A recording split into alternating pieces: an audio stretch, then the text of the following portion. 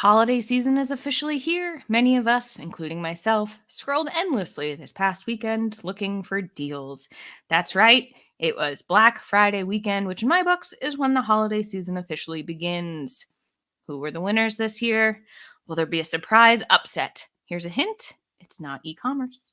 All that right now on everything we know about retail.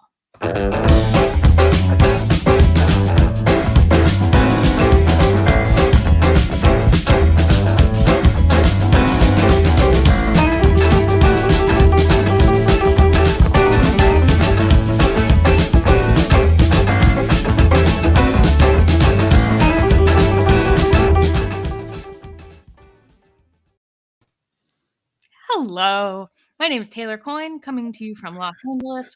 I bought a hammock on sale this weekend from the comfort of my couch. James Cook is off camera this week at a conference in Phoenix, and Iber Yanakute is in New York.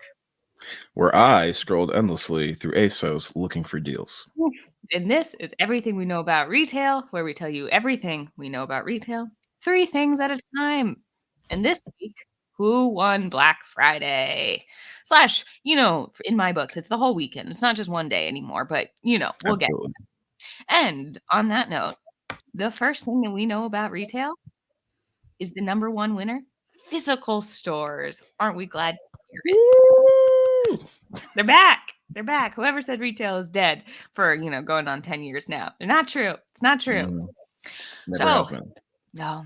Foot traffic at physical stores was up 47.5% compared to last year. Not terribly surprising considering things were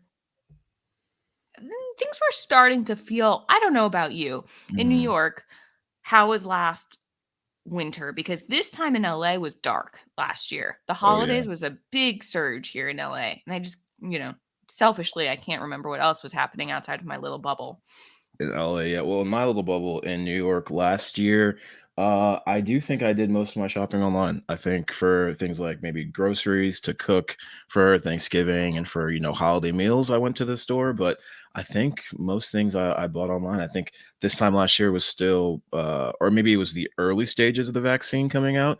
So, when I think back to that period pre-COVID vaccine, just a lot of anxiety about leaving your house to do anything, right? That was pre-vaccine, which I do actually think that that's the way that we need to think about this. I feel like we knew that it was coming on the horizon. I feel like we had just heard about them. That's good timestamp. Yeah, I mean, a very unique point in this, whole COVID period, right? Because I know I can't speak for you, but for myself, I feel way more comfortable, going outside and being at the mall or doing things like that now that there is a vaccine and now that I'm gonna get my booster. I swear, as soon as I make my appointment. I am now almost, I think, 2 weeks boosted. So Okay, I'm you on feeling it. good? Feeling I'm okay? feeling great, getting back out there. Happy to hear it. And so clearly there are people like us who are feeling better. So traffic is up almost 50% from last year. That is great news. However, traffic has dropped 28.3% compared to 2019 levels. So we are still subdued, but I think, again, that makes sense. Things are still a little confusing. Things are For sure. still a little scary depending on where you live. But this is all still, I count physical stores. This is a real win. Mall of America saw nearly 100,000 shoppers by early afternoon on Friday, and that's more than double from last year. Wow. And Placer AI, while visits are only down 8.5% at indoor malls and 9.2 at outdoor malls compared to 2019. That's great. I will take that. That is Absolutely. I mean, as we know, indoor malls, we've been talking about them a lot. That's a struggle. So I It's a feel big like this struggle. data, this truly makes them winners. I think some of the reasons that maybe they're not as strong as they were, there's been a lot of talk out of stock merchandise. I know I'm personally nervous, so I started some of my shopping far before this weekend. So I think this is going to be the theme too, or at least of what I'm going to be talking about today, is that we're all a little nervous about all the supply chain talk. So we started earlier. We're spreading it out. It's not so much about 1 or 2 or 3 days anymore. It's really spreading it around the whole season. And I also think curbside pickup still extremely popular. As you know, it's one of my favorite things to do. And what categories did we see? Also, back on top. Apparel and clothing, two of the categories who struggled the most during the pandemic, they're back. We all want shoes. We all want pants. We're all going out. So those saw particularly strong numbers. I think clothing was so apparel 86% higher. That's like a much higher category than last year, and Absolutely. shopping for shoes 74%. So this is great, you know? Yeah, that is absolutely great. Taylor, did you buy any apparel or footwear yourself? I know I personally didn't really do too much shopping this holiday weekend or Cyber Week, as I'm seeing it called. But what about you? Did Yeah. you get any new shoes or any new clothes? No, but I did see I think I'm the prime example of this. I bought shoes for my Secret Santa. Mm, And I bought it probably now 2 weeks ago because once I realized that, I had the idea, I was like, "Oh, I'm just gonna buy these." I cannot remember if they were already on sale too, because I think that that's a lot of it. Some of these sales aren't specifically on Black Friday or Cyber Monday. mhm, I mean, I feel like exactly. I've been seeing holiday sales since After beginning. Halloween, probably. Yeah, right? Yeah. Almost like starting on Halloween. It's, Mhm. it's coming earlier and earlier. It But is. eBay, what else do you know about retail? Who else Mhm. is winning? What are we calling it? Cyber Week? Cyber Week, Black Friday, the You know, holidays, one of weekend? those things. Yeah, that works. That works. Well, listen, Taylor, here's the second thing that we know about retail, and it is that it's an unexpected big winner from Black Friday, Cyber Week, etc. So you were saying in the cold open, you're like, is there a surprise upset this year? And I think maybe the surprise upset is buy now, pay later platforms, right? So we've heard about these; they've become a lot more popular in the last couple of years, I would say. I think maybe, I mean, I can't think of an actual timestamp, but I remember when I started to see that option, Yep. when I was checking out on like Urban Outfitters or ASOS or whatever, like pay in four with Klarna, I never really chose it, but I saw it become popular and now they are really exploding. So we're talking about platforms like Klarna, Affirm, Afterpay. These are some of the companies, and what they do, for those who might not be aware, is they facilitate installment payments for a bunch of different purchases, typically interest free, right? So that's the big catch for me, right? According to Adobe Analytics, buy now and pay later take a deep breath. Yeah. Yep. Buy now and pay later based spending, say that 5 times fast, was up 422% compared to 2019. Taylor, did you know that? I didn't. In a Mhm. weird way, I'm not surprised. We will get to Mhm. my comments of I find it potentially concerning, Okay, we'll but get it's there. okay. And I would also be very curious. I would love to see if they could come out with a stat on, are you doing it on all purchases? Are you doing it on purchases over $400, Mhm. $500? Because I feel like, what did I buy the other day? I think it was something for like $40 and it was like, would you like to buy now, pay later? And then it's like $10 installments. I was like, I'm Uh, good. I'll just pay the $40. Absolutely. But maybe the Gen Z crowd, which according to some of these, stories, has been one of the more popular adopters of this model. Maybe for them, $10 a month is all they can afford. So, That is who's true. to say? That is true. Yeah. That is true. I should rescind my not, snarky comment. That was not No, very not nice. even snarky. It's I feel the same way as you, Taylor. I don't know that I would spread out $40 across 4 payments. That's not doesn't make sense to me. But some people it might. And when you think about, again, according to Adobe Analytics, they said that total order volume was up 438% according to 20 or compared to 2019. So clearly this is very popular option these days. Now, these figures I just presented are just for the month of November, right? Because, like you just mentioned, people have started to spread their holiday shopping a little bit wider this year, maybe based on concerns with supply chain issues or just, trying to be more proactive this time because this might be one of the first holidays that people are able to really get back together en masse. And so, according to Salesforce, spending on these platforms just for Black Friday specifically was up 31% from last year. So, this is obviously becoming a very, very popular trend. A couple months ago, um, James and I spoke on this show with Anne Mazenga, who's the co-host of a podcast called Omni Talk, and she was talking about these buy now, pay later platforms and how popular they were getting. So seems like she was ahead of the curve, and a lot of other companies are taking note too. For example, PayPal. PayPal, which we obviously know, a payment service, send money to your friends. You can pay at some restaurants with PayPal. I've ordered online like for dinner and stuff and had it delivered and paid with PayPal, things like that. They have followed suit and started to incorporate their own buy now, pay later option. So this is definitely a trend that we're seeing, not just from these unique companies, but from these established, financial companies that are, realizing that this is something they need to get on top of as well. I wouldn't be surprised if, my bank, Chase, or I don't know who you bank with, Wells Fargo, Bank of Also America, I Chase. wouldn't be, also Also Chase. Chase. I love it. I love it. I wouldn't be surprised if they started to incorporate something like that too, because they have the money transferring services with Zelle and stuff Yeah. like that. So they're definitely staying ahead of all the trends, and this is a big one, right? So, like I said, PayPal incorporated their own option, and their CEO actually said that the buy now, pay later platform was one of the stars of Black Friday for them. They said that use of this platform was up 400% year over year. Okay, these are big numbers. Okay, we're not talking little increases. 400% more use of the platform versus this time last year.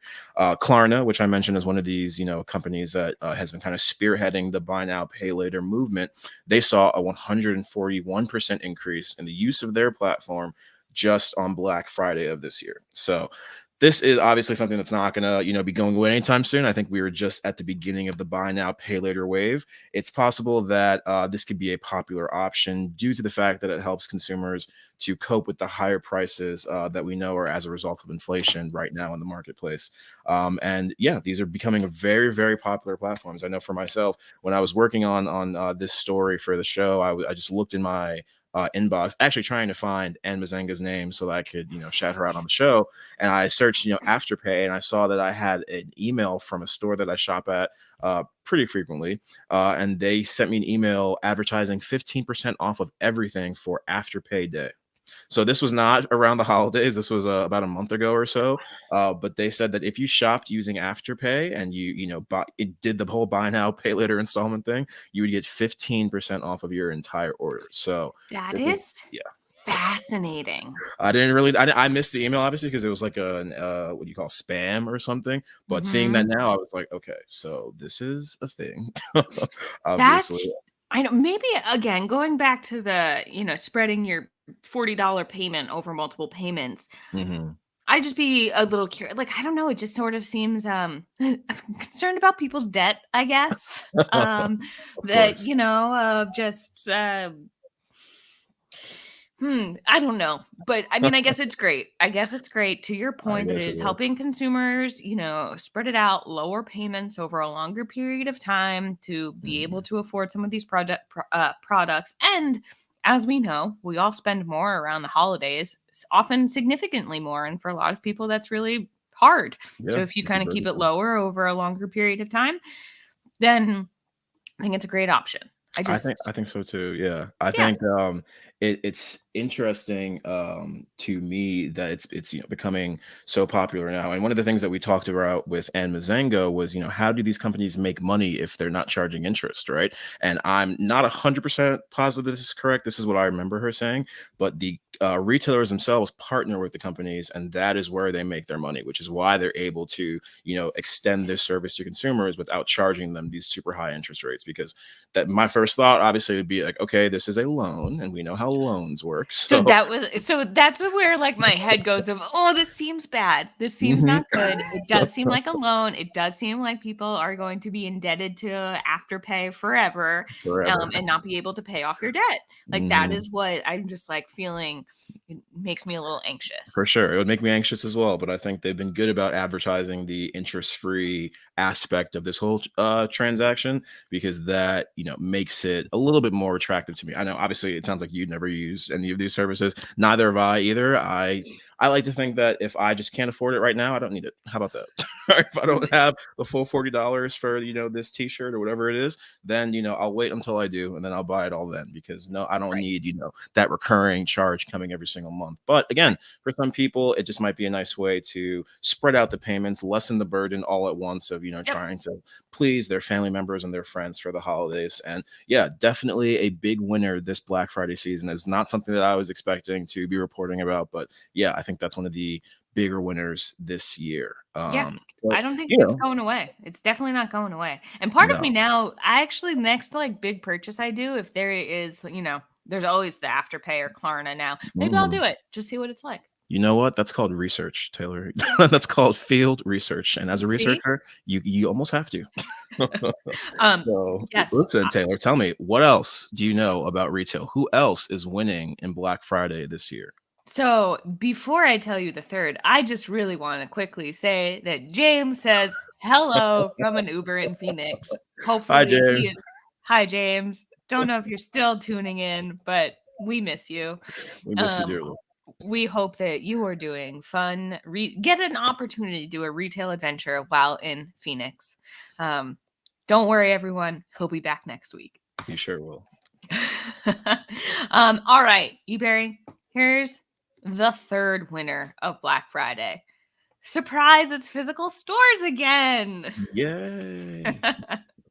So that is right. Physical stores win again, slightly out of a default, and it's mostly because e-commerce sales have fallen for the Mm, first time over this weekend. Granted, since we've been tracking it, or Adobe's been tracking it, it's a pretty big deal. I would by no means say e-commerce is a loser, mm, but just the fact that it went down, in my mind, it makes physical stores a winner again. So, absolutely. according to Adobe Analytics, retailers got $8.9 billion from consumers this year, only Wow. on online sales from Black Friday. That is down from 9 billion, which again, 8.9 billion, 9 billion. It's Doesn't on par. matter though. It's still a decrease, which is fascinating because, as we still do remember, we are in a pandemic. That's true. So, this is the first drop in Black Friday online spending for this holiday since Adobe started tracking this in 2012. Wow. And Adobe, I know we've talked about them a lot, but I just thought that this was interesting that they analyzed more than 1 trillion visits to US retail sites with over 100 million items in 18 different product categories. So Wow. it's clearly a wide range of products. But again, impressive. Can't believe online sales fell. But part of this again is the fact that, like I said, I bought my sneakers 2 weeks ago. Like how much I know I looked on Black Friday and Cyber Monday for deals. Did you do the same, and did you find anything? I did not, honestly. I don't know what came over me this year or sort of, restraints came over me, but I couldn't think of anything that I needed desperately or that I even really wanted, right? If I was going to buy something, I would have bought like, I don't know, a new hoodie. And I'm looking right now at 4 hoodies that I already own in various colors, right? So it's like for whatever reason, I did not, I was not moved. I was with my family and they were all, shopping online, trying to find deals, this and that. But myself, I was like, I couldn't think of anything I really wanted that I could use this time to buy.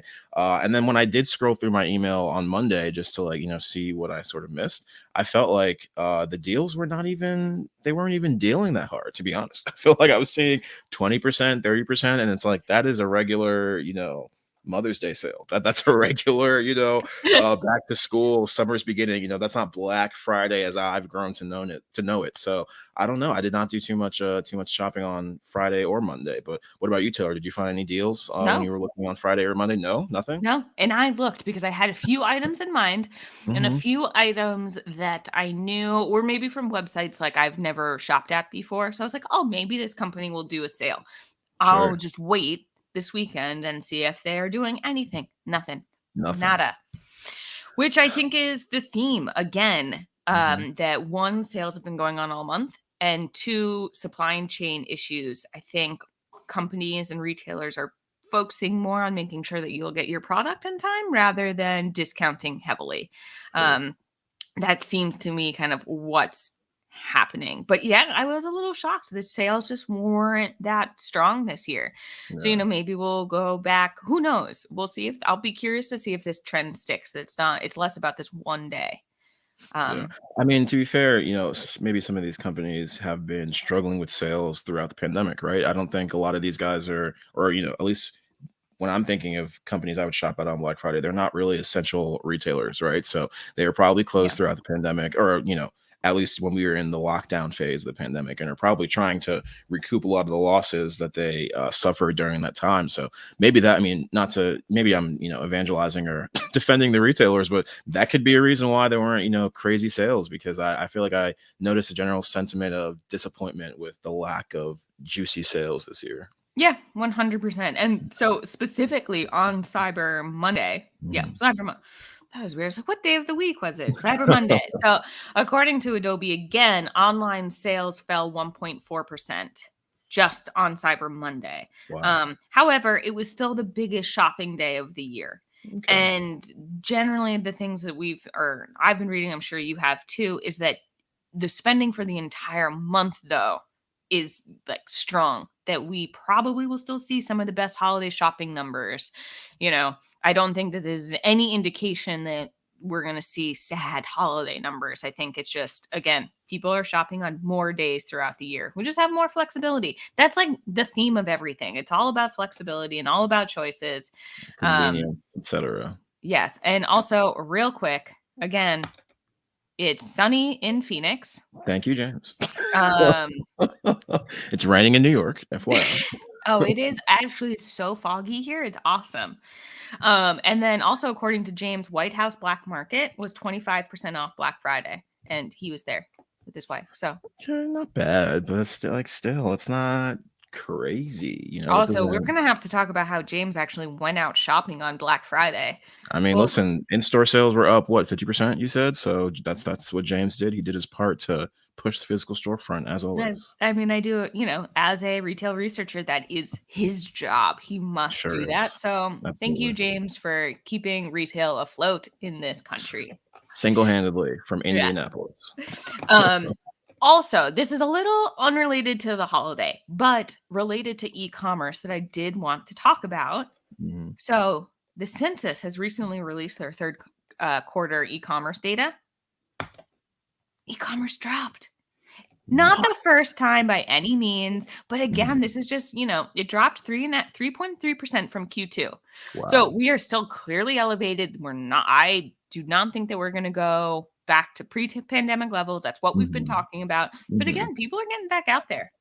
Absolutely. That's, this is really fascinating, right? It makes sense that people are getting back out there, especially as they're more comfortable shopping in stores. But I don't know. I feel like so many categories exploded online during the pandemic, namely grocery, namely, a lot of other sort of essential businesses like that. So it is surprising to me that, and also, I mean, I say that to say that, um, it feels like shopping online, especially for groceries, is something that people have integrated into their lives now, right? They're not going back to the store, even if it's safe. They're just like, well, they're delivering it to my house, and then the produce is the exact same. It's coming from the same store. So I feel like that's a permanent shift that a lot of people have made. So it is really shocking to me to see those numbers come down. And I wonder, you said you don't think that they're going to go back to pre-pandemic levels, and I can't say that I think that they will, but I wonder if they're going to continue to decline, because I still feel like in a lot of ways we're still in a pandemic. So online shopping and shopping online should still be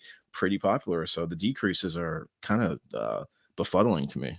Yeah, I think, but again, choices, we're doing both because I'm still going to the grocery store, but I'm also still Mhm. doing delivery because, like you said, it's amazing. Uh-huh. So again, I will see. I have a feeling it'll continue to fluctuate. However, I would be shocked if it doesn't rise in Q4. Oh, we're Mhm. gonna have to do what's not a point of clarification, but we're gonna have to do this. So we'll have to like rewind the tape when Q4 Yeah. numbers come out, and hopefully I'm not wrong. But again, just going back to, I think with holiday spending, I've got to imagine e-commerce sales just go up. Except again, I don't know. Maybe everyone's really worried about getting their stuff on time. I mean, maybe they are, especially, yeah. I don't know. For myself, when I think of ordering online versus going to the store, I'm thinking of two different inventories, right? Whatever the online inventory is, and then whatever inventory they have at the literal store at the mall near me, right? So Hmm. maybe that could drive people if they try to find it online, and there's all these supply chain worries. Then maybe it'll force them to go into the store to pick things up. I don't know, but it's Yeah, definitely a fascinating time in the retail space, right? With all these changes and all these kind of unexpected like setbacks from e-commerce and physical 100%. store retail. Yeah, it's a really dynamic time right now, so Oh, we're lucky to be dynamic. reporting on it. There you go. Retail. See, it's always dynamic. It's always changing. It's always exciting. Super Um, excited. and on that note, I'd like to remind everyone that we have a Where We Buy podcast. It's in depth audio interviews if you want to learn more. You can listen to Where We Buy at wherewebuy.show. Absolutely. And you can also, if you love this show, which I'm sure you do because you're watching it right now, please be sure to hit the subscribe button on YouTube and click on the little bell icon so that you're notified when new shows come out each week. Yep. And last but not least, you can follow the JLL LinkedIn page, JLL Retail LinkedIn page on LinkedIn, the JLL Retail page on LinkedIn. All of those count. And you can follow that and all of the other great research that comes out. We will have a new episode next week. James will be back. Hooray. He was here with us this Um, time, both in spirit and in comments. So, that he's never too far away. Exactly. That is fair. He was here in comments. It was basically like he was hosting the show. Exactly. But new episode will be next Thursday, 9 a.m. Pacific, 12 p.m. Eastern. That is on everythingweknow.show. Absolutely. Well, listen, Taylor, tell me, who else is going to be winning retail for the holidays? Oh, I will tell you all of the winners next week.